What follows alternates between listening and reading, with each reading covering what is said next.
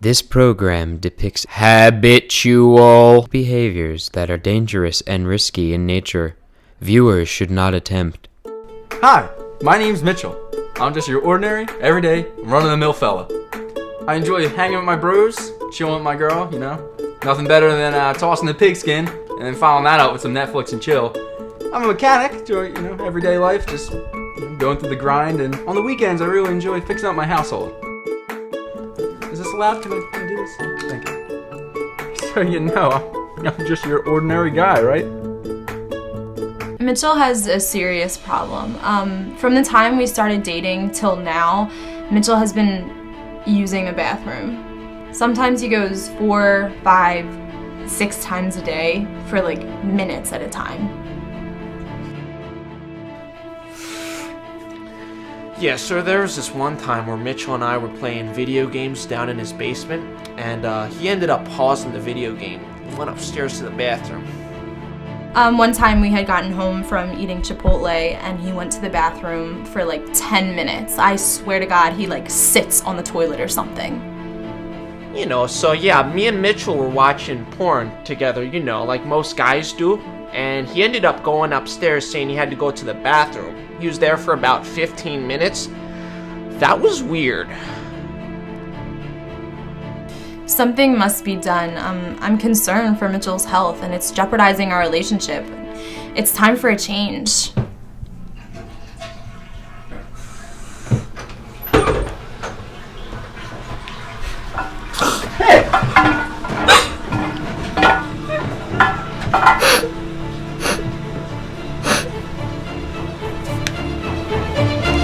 This is my bizarre habit.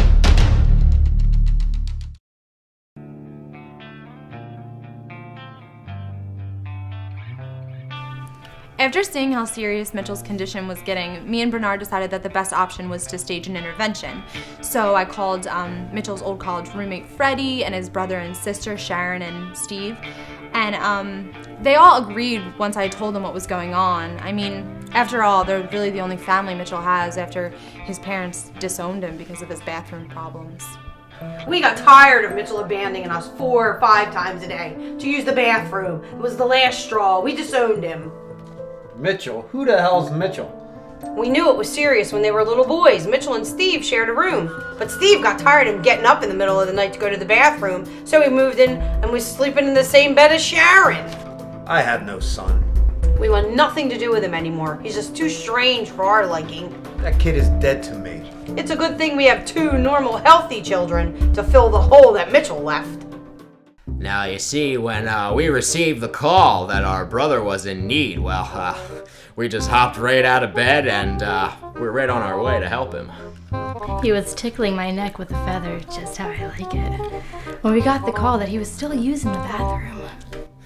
Yeah, see, my darling sister and I, we have our fun, but when it comes to family matters, that's the number one thing. Isn't that right, Cher Bear?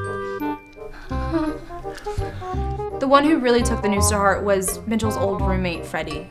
The internship, the one with Owen Wilson, old decrepit nose, fucked up, I don't know how.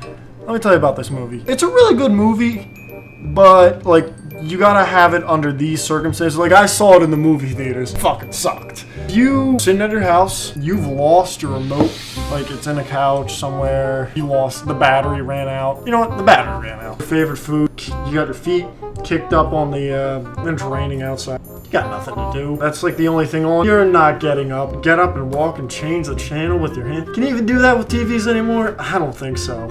3D TVs. Let me tell you about 3D TVs. That is some bullshit. So Mitchell was at work, which was about a 45-minute drive, so we had plenty of time for planning. Oh, that's bright. My retinas are feeling. I always have a pretty long drive home from work, and it's always good to stay hydrated, Usually just stop at the good old Y, pick up a 44 ouncer here. Could just get a bottle, but for a whopping, what is it, a quarter more? That's it. It's nothing. You get all of this. I mean, it's just such a bargain, but I guess that's just my inner Jew talking. Wake me up before you go. Don't leave me hanging on like a yo.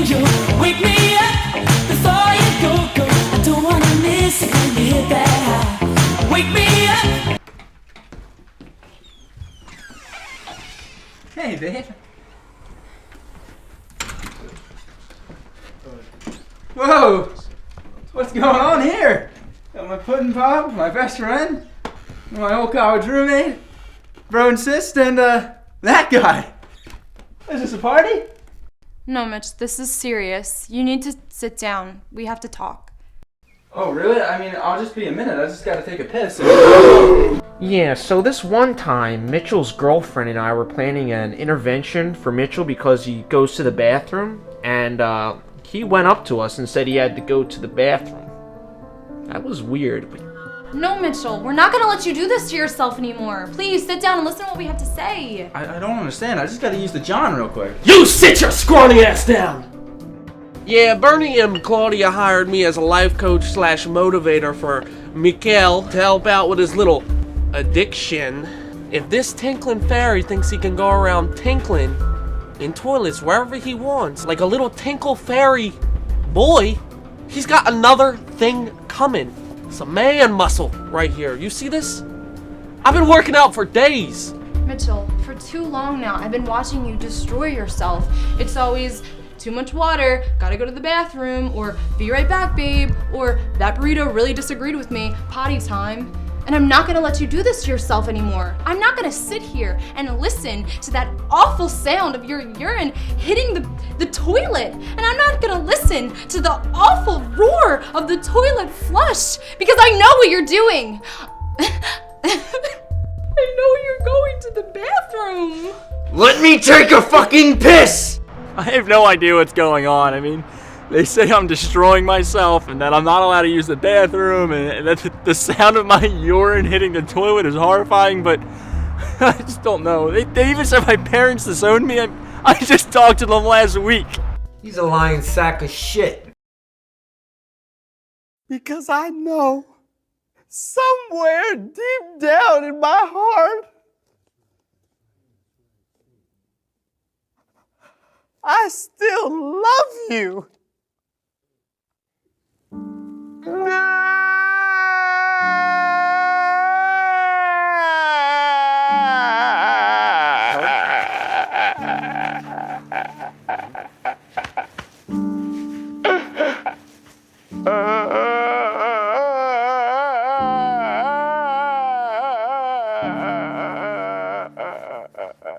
It has been several hours since Mitchell's last fix, and it is now time for his first session with Rodney. Here you go, little soldier. You're gonna eat this black beans and this black cornflake, and you're gonna like it, boy. You little fucking rascal. You're gonna like this shit. I just wanna go to the bathroom. You're gonna like this shit. Some people think my techniques are a little unorthodox. Those people are retarded. Good. I'm so proud of you, buddy. I'm proud of you, buddy. Hey, buddy, I'm proud of you, bud. Shut the fuck up. Shut up. Shut your mouth. I was proud of you for a second. It has now been several days since Mitchell's last fix. He and Claudia are seeking medical assistance from Dr. Leonard Rubenstein to help battle Mitchell's addiction. You know, I've been dealing with bizarre cases and circumstances like this my entire life. And when I was told this is an emergency situation and not for the faint of heart, I wanted to act on it immediately under the most challenging of circumstances. Please, sir. You're a doctor, a professional in medicine and health. You gotta have some compassion for me here, doctor. They're trying to kill me. My insides hurt. Take it easy, son. Take it easy. It's okay. Sit down. We'll have a seat. Have a seat. We'll have a talk. All right. Now, so let me get this straight. See if I'm right. I'm on track here. So your boyfriend here just goes to the bathroom a few times a day for seconds to minutes at a time, just like everyone else on the planet. Is that correct? Yes. And you and his family and friends are preventing him from carrying out natural bodily functions due to the fact you feel as though he's addicted. Am I right? Yes. And the only real harm, if I got this straight, he has ever experienced from his bathroom use is a pain you are now inflicting upon him? Yes. Well, I have to say, this is the most intense case of addiction I've ever seen in my life. I've been in practice for over 30 years. This is number one. This is tops. You gotta be shitting me. But don't worry about it. Don't worry about it. So we'll take care of it. I know what to do. I know what to prescribe. We can cure you. Everything's fine. Thank you so much. Sure. You know, basically in my synopsis, in listening to what the patient had to say, in my years, and I'm talking about years, medical expertise, my professional opinion, I am a doctor. I've been practicing. By the way, doctors practice medicine. I've perfected medicine. I don't just practice, I've learned it. No more practicing for me. So when a patient comes in, like the young man I had in here on his knees a little while ago, I know exactly what to do for him. I've been looking through my journal here. As you can see here, kind of relates, the symptoms relates to the occlusive balance. The conduit tubes run through the eustachian area. It causes him to think things that aren't really there. I mean, he can perceive things. Conduit tubes believe that they're there. He just thinks in his head. Yeah, that's right. Okay, I thought I was doing something else. But in my professional opinion, this person's bizarre. There's no question about it. No doubt about it. And however, I do have some methods of treatment. Diagnosis, what I was saying earlier, occlusions in the ear, conduit running through the eustachian tubes, reuptake inhibitor of the P450 chromosome pathway, inhibited. You follow me what I'm saying? Health is compromised. I think we should start him off with probably some carbachol, reduce the amount of that afibrillation that he's having from the conduit related to the eustachian tubes. Probably hydrochlorothiazide 25 milligrams once a day, and then you can use the cyclobenzaprine 10 milligrams. I would alternate that Mondays, Wednesdays, and Fridays. All right, Tuesdays, Thursdays, and Saturdays, you can go on a regimen of fenofibrate with an inhaler to reduce the reuptake inhibitor P450 chromosome, the imlodium becilate. The treatment should work for him. So I'm going to write a script out. Probably take about 15-20 minutes for me to get this down. That's my diagnosis, and that's where we're going to get him back on track. And I think we're good to go, and hopefully I was a help to this young man. We'll get him back in medically well. Conduit. You know, for a second there, I was really worried. But once Dr. Rubenstein prescribed a shit ton of drugs to help Mitchell stop using, I finally knew that there was hope. I'm going to fucking kill myself tonight. It has now been a full month since Rubenstein's diagnosis and several treatment sessions with Rodney.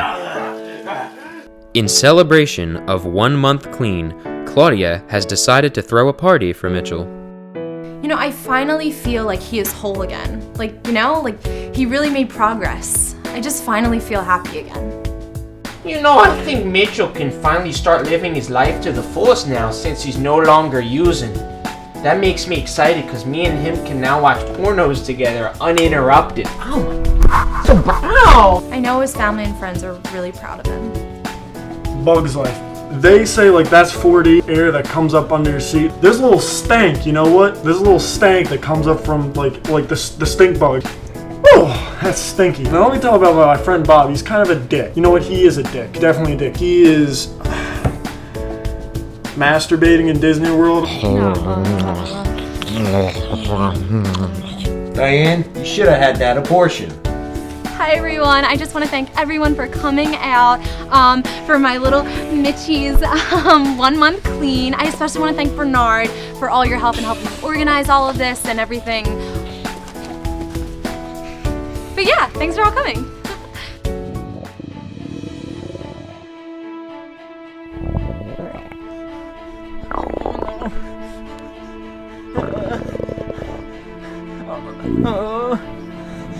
Oh no.